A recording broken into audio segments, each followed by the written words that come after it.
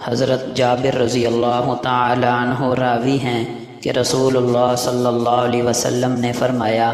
بندہ مومن اور کفر کے درمیان نماز کا چھوڑنا ہے۔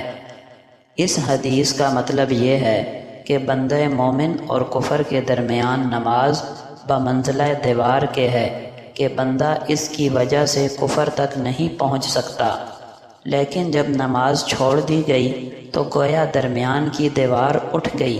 لہٰذا نماز چھوڑنا اس بات کا سبب ہوگا کہ نماز چھوڑنے والا مسلمان کفر تک جا پہنچے گا۔ بہرحال اس حدیث میں نماز چھوڑنے والوں کے لیے سخت دھمکی ہے، اور اس میں اس طرف اشارہ ہے کہ نماز کا چھوڑنے والا ممکن ہے کہ کافر ہو جائے، کیونکہ جب اس نے اسلام و کفر کے درمیان کی دیوار کو ختم کر دیا گویا وہ کفر کی حد تک پہنچ گیا، اور جب وہ کفر کی حد تک پہنچ گیا تو ہو سکتا ہے کہ یہی ترک نماز اس کو فسق و فجور اور اللہ سے بغاوت اور سرکشی میں اس حد تک دلیر کر دے کہ وہ دائرہ کفر میں داخل ہو جائے۔ البتہ نماز چھوڑنے کی وجہ سے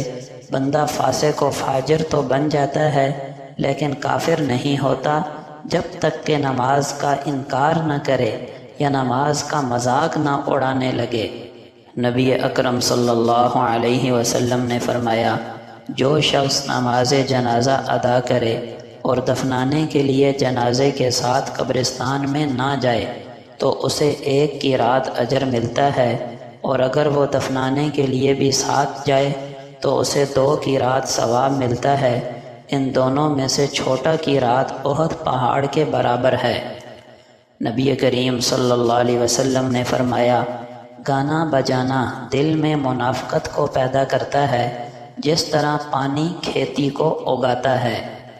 حلال روزی کمانا دوسرے فرائض کے بعد ایک فریضہ ہے۔ ایمان والوں کے ساتھ نیک گمان رکھو، بدگمانی نہ رکھو۔ جو شخص اللہ اور آخرت کے دن پر ایمان رکھتا ہے اسے چاہیے کہ اچھی بات بولے ورنہ خاموش رہے۔ رسول اللہ صلی اللہ علیہ وسلم کا فرمان ہے، 7 اعمال ایسے ہیں جن کا اجر بندے کے لیے جاری رہتا ہے حالانکہ بندہ موت کے بعد قبر میں پہنچ چکا ہوتا ہے۔ جس نے علم سکھایا، یا نہر جاری کروا دی، یا کنواں کھود دیا، یا کھجور کا درخت لگا دیا، یا مسجد بنا دی،